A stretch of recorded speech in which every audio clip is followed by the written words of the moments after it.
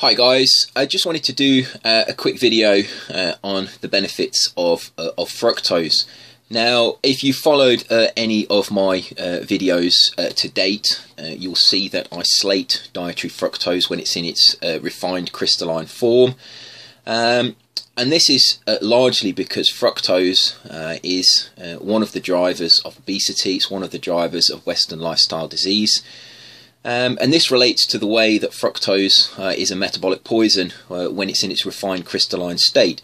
Now, this isn't the same as the fructose that we find in fruit.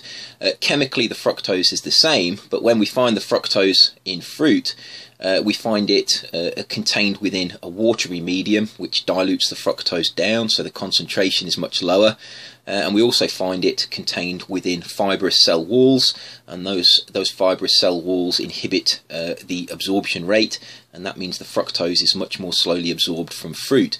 And because fructose contains lots of fibre and lots of water, we tend not to overeat the fructose from fruit. But if we did overeat the fructose from fruit, it would be a metabolic poison, just as when we eat the refined crystalline fructose in the Western diet.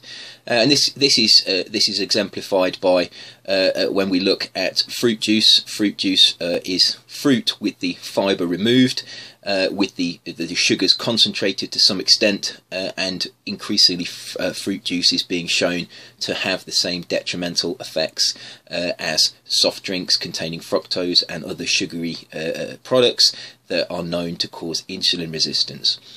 So really what I'm looking at here is refined crystalline fructose in the Western diet.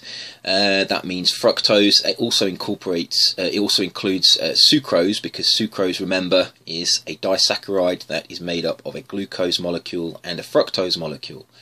So when we consume sucrose or fructose in its refined crystalline form, that means the processed form that's had all the fibre removed, all the vitamins removed, all the minerals removed, when we take that sugary powder, it goes into our gut, it's very quickly absorbed. And the problem with fructose is that it's metabolized only by the liver. And when we eat a lot of refined crystalline fructose, the liver becomes overloaded with energy, it becomes overloaded with this fructose. And really it's in a bit of a quandary what it can do with it.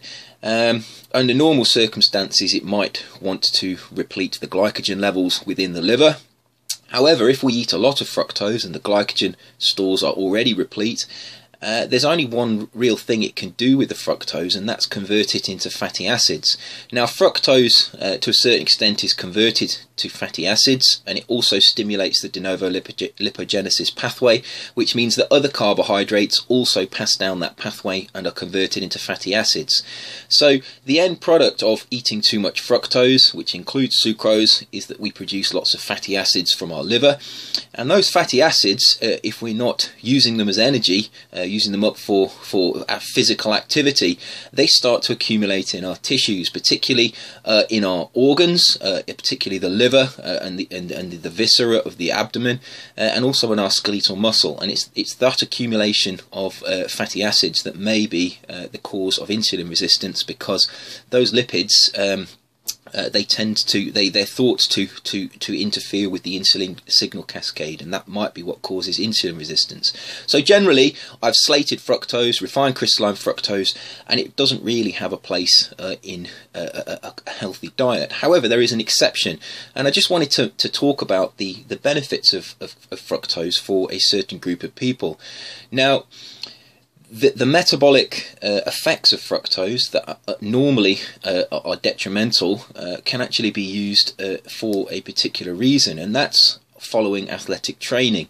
If you exercise intensely, if you go and perform physical activity, or you perform physical activity of a long duration, you will deplete your body of glycogen. And you can use glycogen from your muscles, or you can use glycogen from your liver, and both of those stores will become depleted after exercise. Now, fructose here has quite a unique role because it's only handled by the liver, and because the liver has the ability to resynthesize its glycogen from fructose. Fructose is actually beneficial following exercise. After we've exercised, if we consume refined crystalline fructose, that actually preferentially is used to resynthesize to resynthesize liver glycogen. So this is quite a useful trick that we can do, because if we consume just glucose, a glucose drink after exercise, that glucose tends to go to the skeletal muscle to resynthesize the glycogen there, but fructose tends to go to the liver and resynthesize liver glycogen. So ideally what we want is a post-workout drink that contains both glucose and fructose, so that we can resynthesize muscle glycogen and liver glycogen. And that would be sucrose. Sucrose is a mixture of fructose and glucose. It's digested in the intestine into its glucose and fructose moieties, and then they're absorbed and they would pass to the liver and the skeletal muscle, where they would resynthesize glycogen. So let's think of some foods that we could take that would aid us with the resynthesis of glycogen after exercise. You could take sucrose, that would obviously work. You could take a mixture of fructose and glucose, and these are all obviously in their powdered form. But fruit juice would be very beneficial. Many fruits contain sucrose and fructose, and they also contain glucose. And if we have a mixture of fruit juices, for example, that would be beneficial as well. Obviously fruits contain different amounts of sugars, and really it's very difficult to say how much they contain, because they do vary between fruits, but generally something like grape juice is very high in glucose, but something like apple juice would be a little bit higher in fructose. So therefore, if you mixed apple juice and glucose, you might get something that was close to providing you with the amount of fructose and glucose that you required. Honey also is a mixture of fructose and glucose, and therefore honey in a post-workout drink would be beneficial.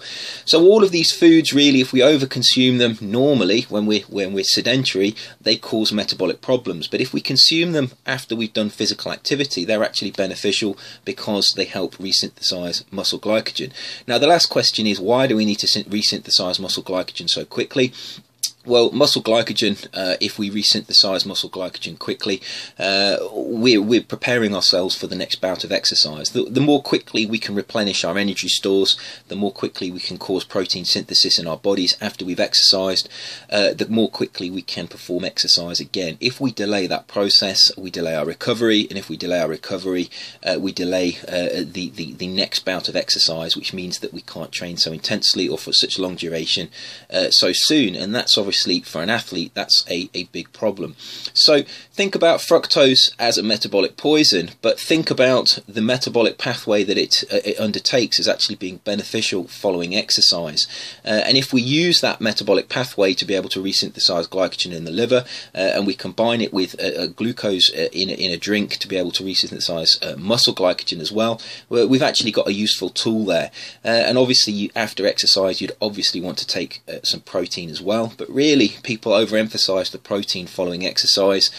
Protein synthesis is important, yes, but really it's the resynthesis of the energy pathways that are needed in order to be able to replenish that glycogen to give us the energy stores. So protein and carbohydrates really need to be combined following exercise in order to be able to build muscle, to replenish energy stores, and to be able to decrease the recovery duration, the distance between training. If you can decrease that distance between training bouts, you will make more rapid progress, obviously.